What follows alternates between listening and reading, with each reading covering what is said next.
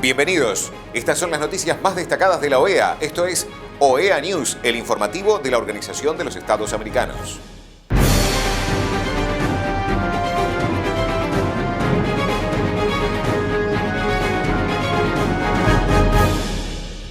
Es momento de compartir los títulos de las noticias más importantes que vamos a estar brindando a ustedes. Paraguay asume la presidencia del Consejo Permanente de la OEA. Secretario General de la OEA certifica la lista de presos políticos en Venezuela del Foro Penal. Foro, buenas prácticas de promoción de la libertad de conciencia, creencia y religión. Conversatorio, ministras de la mujer liderando la reactivación económica post-COVID-19. La representante permanente de Paraguay ante la Organización de los Estados Americanos, Elisa Ruiz Díaz, asumió la presidencia del Consejo Permanente para el próximo trimestre en una ceremonia virtual. La embajadora Ruiz Díaz destacó el papel de la organización a la hora de defender las instituciones democráticas del continente. Para Paraguay, la OEA es una herramienta valiosa para velar por la democracia y el Estado de Derecho, afirmó la diplomática paraguaya. Por su parte, la representante permanente de Panamá y presidenta saliente del Consejo Permanente, María del Carmen Roquebert, valoró que su mandato fueron 3 meses productivos en que el Consejo trabajó de manera conjunta. En este trimestre hemos impulsado diálogos inclusivos, transparentes y francos, a través de los cuales hemos logrado aprobar por consenso resoluciones sobre temas de importancia para nuestra región, dijo la embajadora Roquebert. El embajador de Antigua y Barbuda, Ronald Sanders, ocupará la vicepresidencia del Consejo.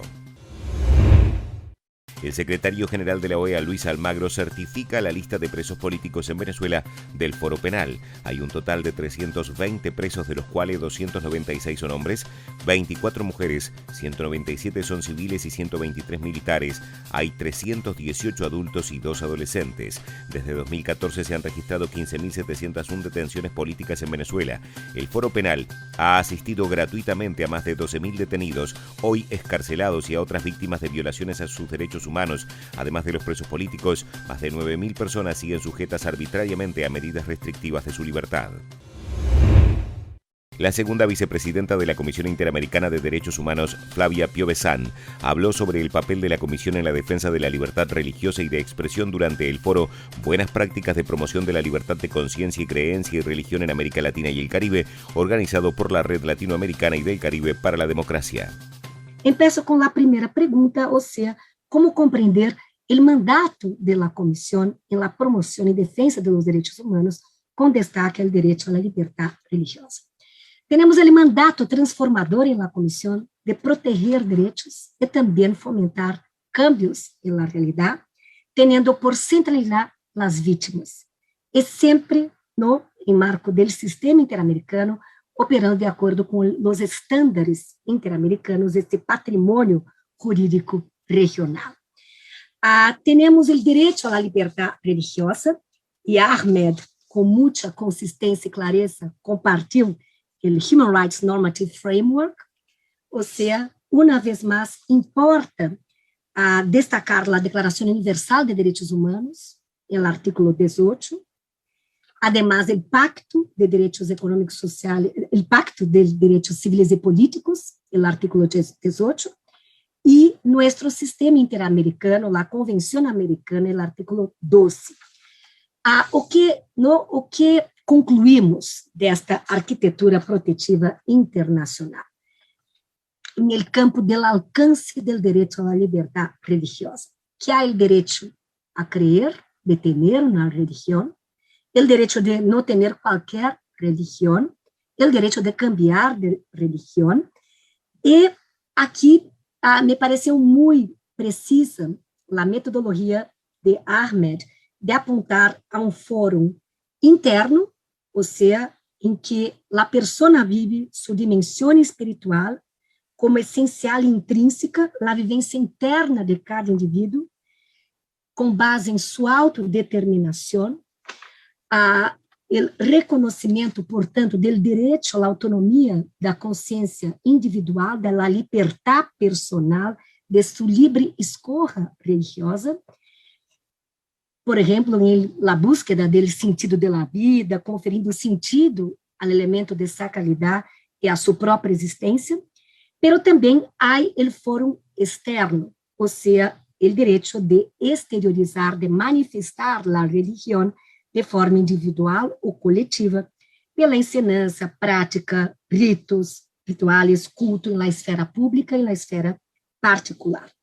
Então, temos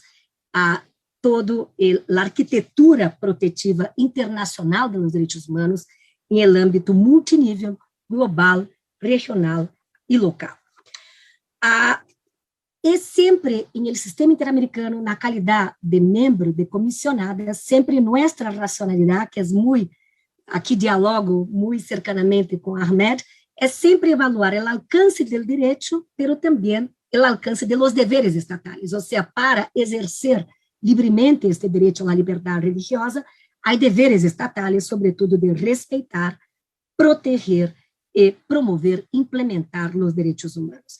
Ou seja, o Estado não pode atacar, violar o direito à liberdade religiosa, há que evitar que terceiros, que atores não estatais violem, e há que adotar todas as medidas para a realização desse direito. La directora del Instituto Nacional de las Mujeres de Uruguay participó del conversatorio Ministras de la Mujer liderando la reactivación económica post-COVID-19. Para cualquier tipo de decisión que venga desde el gobierno, pero en particular para las decisiones que tengan que ver con la estrategia de salida de la crisis creada por esta pandemia. Y tenemos que ser sinceras en cuanto a que una de las principales estrategias a poner en juego es convencer a los equipos de gobierno que cada uno, por supuesto, hace su trabajo, unos están para cuidar el dinero, para que no se generen desequilibrios económicos que produzcan crisis peores, otros están para buscar inversiones y promover la captación de inversiones, otros están para generar para atender los aspectos vinculados a la salud y a la necesaria inversión en vacunas y en atención de la salud. Y por lo tanto, nosotros, nuestra tarea es transversal a todo eso y es dar la batalla cultural que en América Latina siempre nos ha costado tanto en las últimas décadas, de que se entienda que ninguna de esas decisiones, y mucho menos las que involucran la inversión social de nuestras comunidades, puede estar exenta de una perspectiva de género. Por todo lo que ya sabemos, porque incluye a la mitad de nuestra población y porque es imposible hoy pensar en hacer política moderna, con sentido moderno, siglo XXI, sin incluir a las mujeres, tanto en el momento de pensar las estrategias, como en el momento de ejecutarlas y como objetivo de la aplicación de esas políticas. Pero el desafío está, y creo que es el primero que tenemos que, el primero en el que tenemos que pensar, porque si nosotros planteamos soluciones, pero esas soluciones después no tienen relevancia en los ámbitos de decisión principales, no tienen apoyo político de nuestros gobiernos y de nuestros sistemas políticos, no van a tener el impacto que todas quisiéramos, y todos quisiéramos. Eso en primer lugar. En segundo lugar, en Uruguay, desde el Instituto de las Mujeres, sabemos que solas no podemos formular estrategias de salida, sino es en alianza con determinados ministerios. Y básicamente las dos áreas en las que nos parece fundamental es, por un lado, en las ayudas, en los apoyos del Ministerio de Desarrollo Social, esto es, en los reparadores, en una respuesta más urgente, y por otro lado, en los que están en el mediano plazo, por lo menos, donde estamos apostando a una recuperación ya que no mitigue la crisis que estamos atravesando, sino que mire más hacia adelante y nos ayude a rearmarnos en caminar hacia el futuro. En Uruguay, el Ministerio de Desarrollo Social ha tenido, que integramos desde el Instituto de las Mujeres, ha tenido una política de respuesta muy robusta en materia de, sobre todo, de alimentación. Nosotros teníamos una población que, si bien había sido, sus niveles de pobreza se habían reducido en los últimos años a menos de la mitad de lo que era a principios de este siglo, también es verdad que esta crisis lo que nos demostró es que había todavía una falta de consolidación en esas situaciones, que si bien habían salido de la pobreza, ante una crisis de poquitos meses, como fue al principio del año 2020, las fortalezas todavía estaban en construcción, y por lo tanto hubo que hacer un esfuerzo muy grande, que se sigue aún haciendo, de respuestas alimentarias importantes, de ayudas sociales para la sobrevivencia mínima,